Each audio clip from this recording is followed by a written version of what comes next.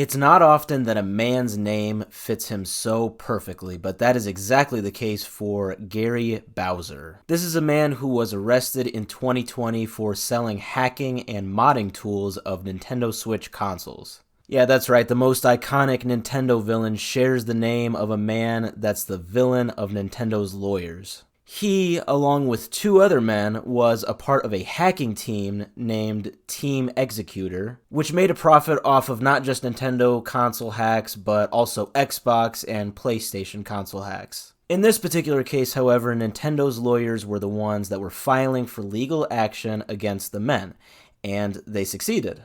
In February of 22, Bowser was sentenced to 40 months in prison, along with an order to pay $10 million to Nintendo.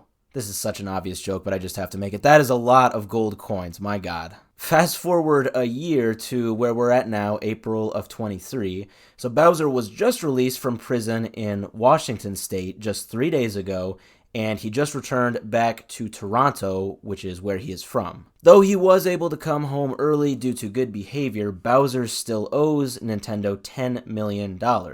It is said that he will likely owe Nintendo money for the rest of his life, since it is unlikely that he, a 52-year-old man, can make $1 million before he passes away, let alone $10 million.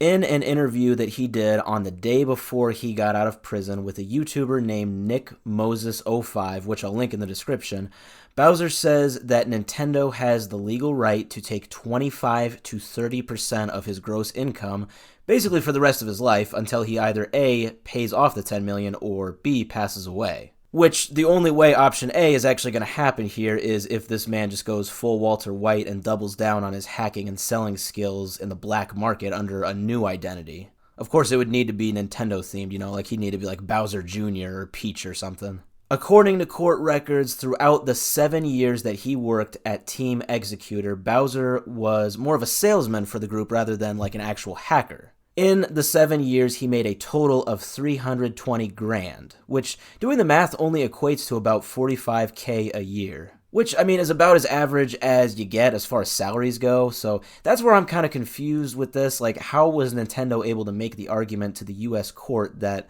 this guy inflicted $10 million worth of damage to Nintendo? The other two guys who were arrested, one is a French citizen and one is a Chinese citizen. It is said that they were actually higher up on the totem pole at Team Executor.